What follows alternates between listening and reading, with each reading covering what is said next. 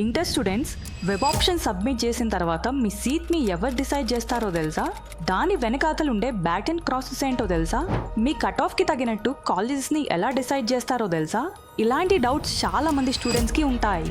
మీ doubts అన్ని clarify చేయడానికి ఈ వీడియో చేస్తున్నాము. మేము పెడుతున్న ఎఫర్ట్స్ నచ్చితే మా ఛానల్ని సబ్స్క్రైబ్ చేసుకోండి.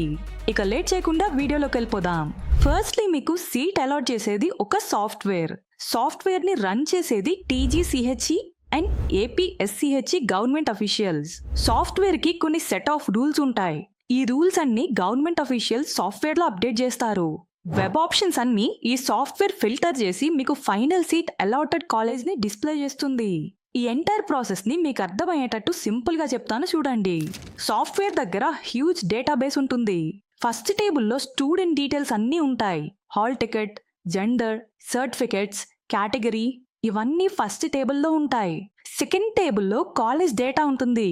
College code, branch, OC seats, BC seats, SC/ST seats అన్ని సెకండ్ టేబుల్లో ఉంటాయి.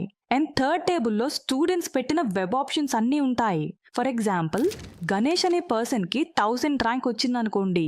గణేష్ అనే person AU CSE, AU AIML, GVPC ECE, SRKR CSC ఇలా వెబ్ ఆప్షన్స్ పెట్టుకున్నాడు అనుకోండి. ఈ డీటెయిల్స్ అన్ని టేబుల్ 3లో స్టోర్ అయి ఉంటాయి.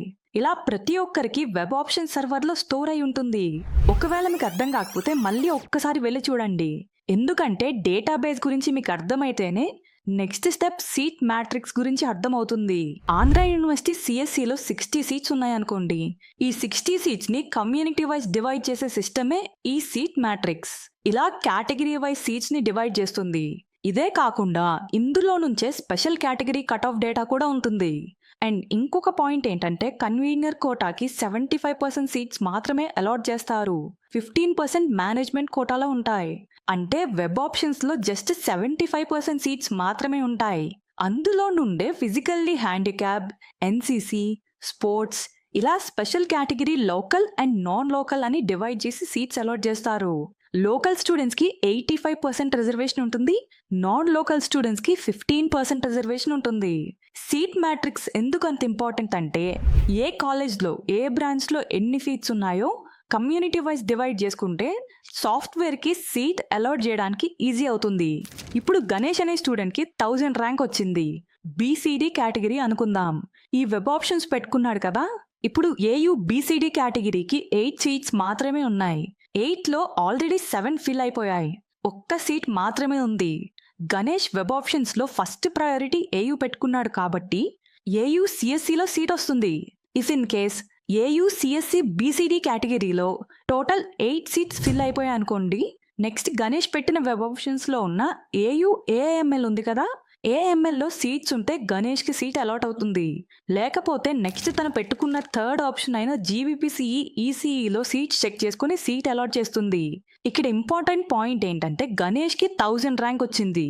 అంటే ఫస్ట్ 1 to 999 ర్యాంక్ వచ్చిన స్టూడెంట్స్కి సీట్ అలాట్ చేసిన తర్వాతే 1000 ర్యాంక్ వచ్చిన గణేష్కి సీట్ అలాట్ అవుతుంది. సో ఇలా ఎంటైర్ ప్రాసెస్ రన్ అవుతుంది. అందుకే వెబ్ ఆప్షన్స్ ఫిల్లింగ్ టైంలో ఆర్డర్ అనేది చాలా ఇంపార్టెంట్. మీరు పెట్టిన ఆర్డర్ ప్రకారమే సాఫ్ట్వేర్ మీ సీట్స్ని చెక్ చేస్తుంది. అస్సలు కన్ఫ్యూజ్ అవ్వద్దు. మీరు మూవీ టికెట్స్ బుక్ చేసుకునే టైంలో బుక్ మై షోలో సీట్స్ అన్నీ కనిపిస్తాయి కదా. VIP సీట్స్ 10 ఉన్నట్టు, premium seats 20, gold seats 50, silver seats 50. VIP tickets book అయిపోతే మనం premier or gold tickets book చేసుకుంటాం కదా. సేమ్ MCET సీట్ అలాట్మెంట్ కూడా అలానే వర్క్ అవుతుంది. మూవీ టికెట్స్ బుకింగ్ మన చేతుల్లో ఉంటుంది. సీట్ అలాట్మెంట్స్ గవర్నమెంట్ సాఫ్ట్వేర్ చేతిలో ఉంటుంది.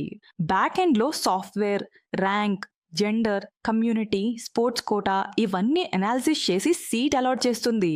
ఇంకొక మెయిన్ ఇంపార్టెంట్ పాయింట్ ఏంటంటే మాక్ అలాట్మెంట్ కూడా సేమ్ ప్రాసెస్ ఫాలో అవుతుంది. కానీ మాక్ అలాట్మెంట్ తర్వాత స్టూడెంట్స్ వెబ్ ఆప్షన్స్ చేంజ్ చేసుకునే ఛాన్స్ ఉంటుంది.